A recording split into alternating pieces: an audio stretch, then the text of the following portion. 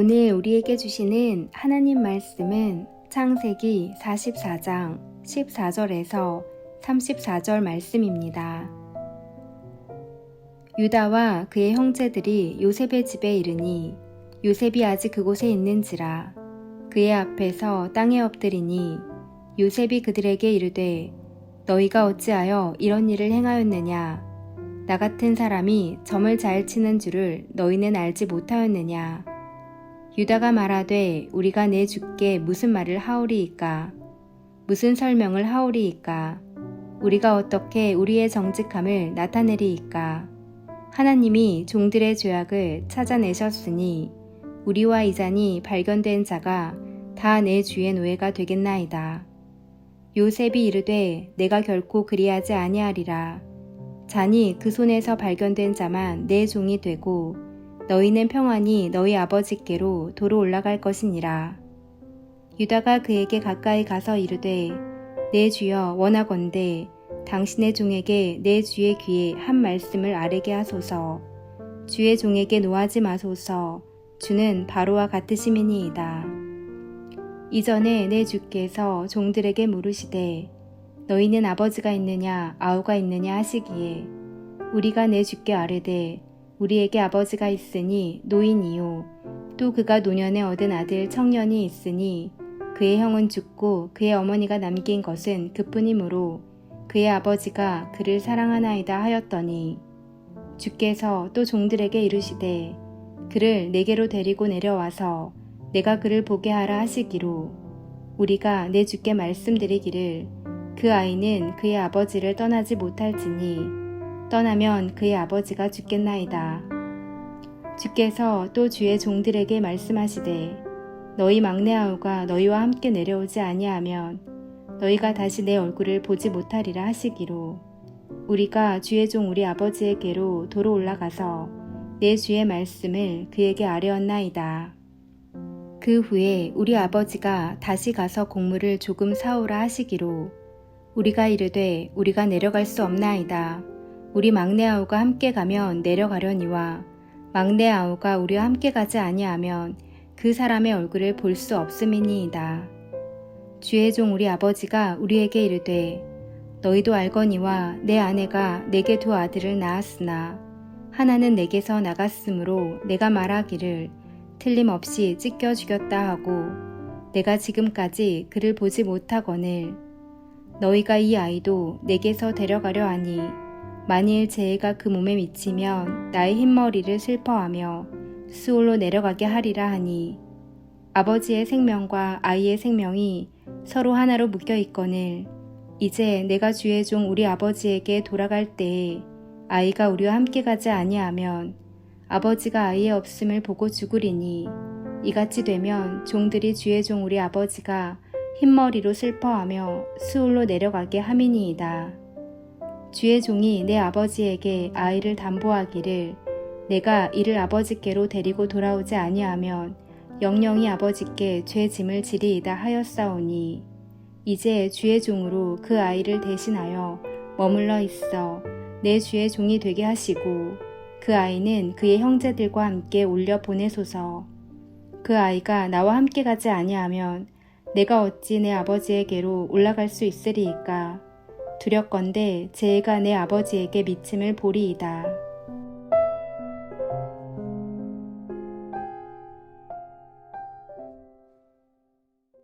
요셉의 형제들은 과거에 요셉을 팔고 집으로 돌아갔습니다. 그런데 이제는 베냐민을 애굽에 혼자 남겨두지 않기 위해 모두 애굽으로 가고 있습니다.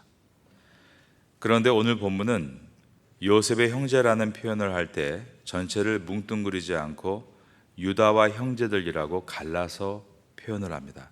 오늘 본문의 첫 절인 창세기 44장 14절입니다.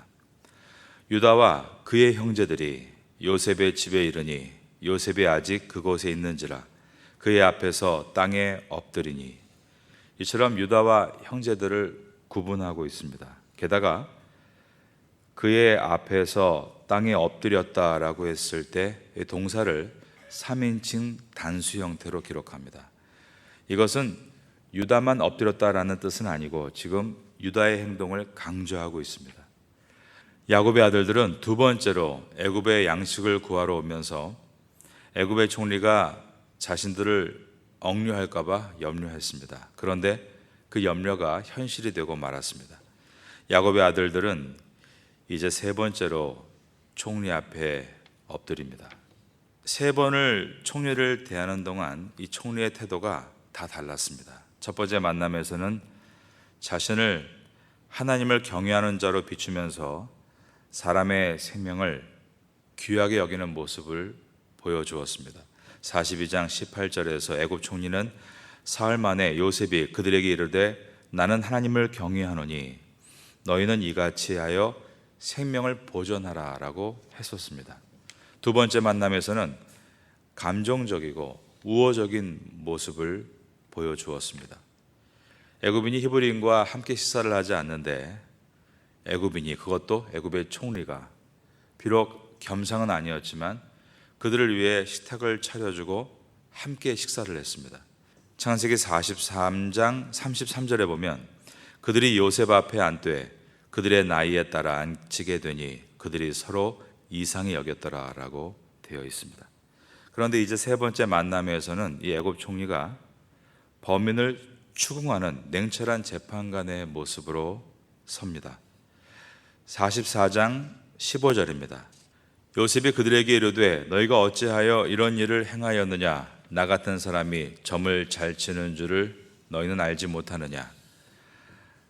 나 같은 사람이 점을 잘 치는 줄을 알지 못하느냐? 이 말은 베냐민이 요셉의 은잔을 도둑질했지만 요셉이 점을 쳐서 다 알아냈다는 뜻입니다. 즉 그들의 모든 삶이 요셉의 소나기에서 벗어날 수 없다라는 뜻을 내포했습니다. 요셉은 자신이 애굽의 엄격한 총리인 것을 지금 아주 열심히 연기하고 있습니다. 요셉은 형제들을 압박하고 있습니다. 이제 요셉의 형제들은 어떻게 나올 것인가? 형제 중에 넷째인 유다는 우리와 은잔이 발견된 자가 모두 다 요셉의 노예가 되겠다라고 말합니다. 16절입니다. 유다가 말하되 우리가 내 주께 무슨 말을 하오리까? 무슨 설명을 하오리까? 우리가 어떻게 우리의 정직함을 나타내리까? 하나님이 종들의 죄악을 찾아내셨으니 우리와 이 잔이 발견된 자가 다 내 주의 노예가 되겠나이다. 이것은 형제들이 예전에는 다른 형제를 애굽에 팔고 고향으로 돌아갔었고 또한 애굽에 두고 고향에 돌아갔는데 이제는 함께 고향으로 가지 못할 바에는 모두 다 종이 되겠다라는 고백이었습니다. 이것은 형제들 안에 공동 책임, 공동체 정신이 시작되고 있다는 것을 보여줍니다. 이것은 매우 중요합니다. 야곱의 12 아들들 안에 이것이 선행되지 않으면 그들은 결코 이스라엘의 12지파로 일어날 수 없기 때문이었습니다. 그런데 그들 안에 이러한 공동 책임, 공동체 의식이 일어나기를 시작했습니다. 여러분, 교회는 개인주의적인 성향으로 신앙생활을 하는 곳이 아님을 알아야 합니다. 교회는 함께하는 곳입니다. 혼자 하면 편하죠. 약속을 정할 필요도 없고 시간에 매일 필요도 없습니다. 남들의 요구에 나의 뜻을 수정할 필요도 없습니다. 그러나 하나님의 일, 하나님의 역사는 결코 혼자 할 수 있는 일이 없습니다. 그런 작은 사이즈가 아닌 것입니다. 12지파가 공동체 의식을 가지고 한마음이 될 때 여리고성을 넘어갈 수 있었던 것처럼 말입니다. 이와 같이 함께해야만 이룰 수 있는 것이 하나님의 일이기에 하나님은 이와 같은 함께하는 훈련을 시키시는 것입니다. 여러분들은 혼자 하는 일들에 많이 익숙해져 있을 것입니다. 그러나 하나님의 일은 결코 혼자 할 수 있는 일이 없는 것임을 기억하고 공동 책임, 공동체 의식을 잘 배워 가셔야 합니다. 그래야만 하나님께 쓰임 받을 수 있는 것입니다. 요셉은 계속해서 형제들을 압박하고 시험합니다. 그는 너그러운 총리의 모습을 하면서 자기 자료에서 은잔이 발견된 자만 종이 될 것이다. 즉 개인 책임으로 한번 돌리려고 테스트를 합니다. 17절입니다. 요셉이 이르되 내가 결코 그리하지 아니하리라. 잔이 그 손에서 발견된 자만 내 종이 되고 너희는 평안히 너희 아버지께로 돌아갈 것이니라. 이제 형제들은 개인 책임과 공동 책임 이 두 갈래길에서 선택을 해야 합니다. 이것은 오늘날에도 굉장히 중요한 이슈입니다. 우리는 오늘날 수많은 사건들 속에 책임론에 대해서 사람들의 생각들을 보고 있습니다. 누구의 책임인가? 그 범위는 어디까지인가? 어디까지가 개인 책임이고 어디까지가 공동 책임인가? 개인의 책임과 공동 책임을 두고 어디까지를 경계로 두어야 하는가? 지금 우리 사회는 서로가 이 개인 책임과 공동 책임, 그것을 법적으로 운운하며 반목하고 갈등하고 있습니다. 안타까운 것은 책임을 지겠다는 사람은 없습니다. 책임의 경계선이 자기 쪽에 오지 않게 하기 위해 서로 밀어내는 모습뿐입니다. 그러나 이렇게 해서는 주님의 나라가 이루어지지 않는 것입니다. 요셉은 평안, 샬롬이란 단어를 사용해서 너희가 지금 이것을 개인 책임으로 돌리고 이 일에 손을 떼면 평안히 너희 고향 아버지의 집으로 돌아갈 수 있다라고 말하고 있습니다. 지금 이 얘기는 20년 전의 기억을 소환하고 있는 것입니다. 형제들이 요셉을 애굽에 팔고 평안히 집으로 돌아갔던 그 기억을 말입니다. 요셉은 형제들이 과거에 자신을 애굽의 종으로 팔고 야곱에게 돌아갔던 것처럼 지금 이 베냐민을 애굽에 남긴 채 돌아간다면 평안할 수 있는 거 아니냐라고 질문을 던집니다. 이 질문을 통해서 과거에 요셉을 애굽에 팔고 집으로 돌아갔을 때 너희들은 평안이 있었는가라고 묻고 있는 것입니다. 이에 대해서 유다가 형제들을 대표해서 애굽의 총리에게 이제 말을 시작합니다. 이 유다의 발언은 고도의 수사하게 들어있는, 문학적으로 볼 때는 아주 아름다운 작품과 같은 말입니다.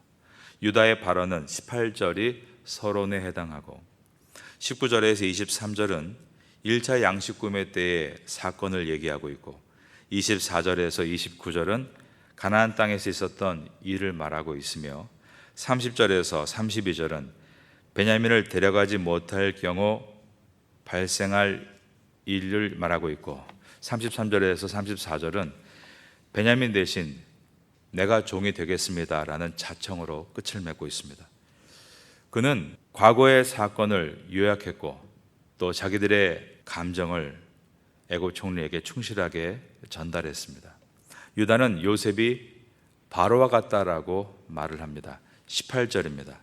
유다가 그에게 가까이 가서 이르되 내 주여 원하건대 당신의 종에게 내 주의 귀에 한 말씀을 아뢰게 하소서. 주의 종에게 노하지 마소서. 주는 바로와 같으심이니이다. 이것은 경의를 표하고 있는 것으로서 요셉이 형제들의 운명을 좌우할 수 있는 위치에 있다는 것을 말하고 있습니다.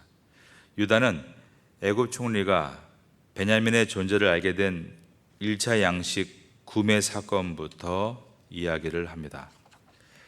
또 양식을 구하고 가나안 땅으로 돌아온 이후에 그곳에서 있었던 일도 설명합니다.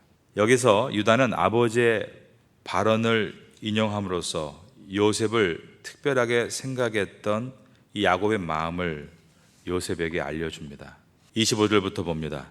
그 후에 우리 아버지가 다시 가서 곡식을 조금 사오라 하시기로 우리가 이르되 우리가 내려갈 수 없나이다. 우리 막내 아우가 함께 가면 내려가려니와 막내 아우가 우리와 함께 가지 아니하면 그 사람의 얼굴을 볼 수 없음이니이다. 주의 종 우리 아버지가 우리에게 이르되 너희도 알거니와 내 아내가 내게 두 아들을 낳았으나 하나는 내게서 나갔으므로 내가 말하기를 틀림없이 찢겨 죽었다 하고 내가 지금까지 그를 보지 못하거늘.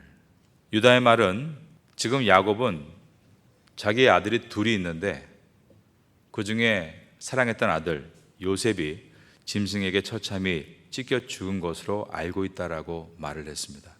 이로써 요셉은 형제들이 자신을 애굽에 팔아놓고 아버지에게 어떻게 설명했는지를 알게 되었습니다. 유다는 베냐민을 빼앗아가려는 아들들을 원망했다라고 했습니다. 29절부터 보면 너희가 이 아이도 내게서 데려가려 하니 만일 재해가 그 몸에 미치면 나의 흰 머리를 슬퍼하며 수올로 내려가게 하리라 하니 아버지의 생명과 아이의 생명이 서로 하나로 묶여 있거늘 이제 내가 주의 종 우리 아버지에게 돌아갈 때 아이가 우리와 함께 가지 아니하면 아버지가 아이의 없음을 보고 죽으리니 이같이 되면 종들이 주의 종 우리 아버지가 흰 머리로 슬퍼하며 수올로 내려가게 함이니이다.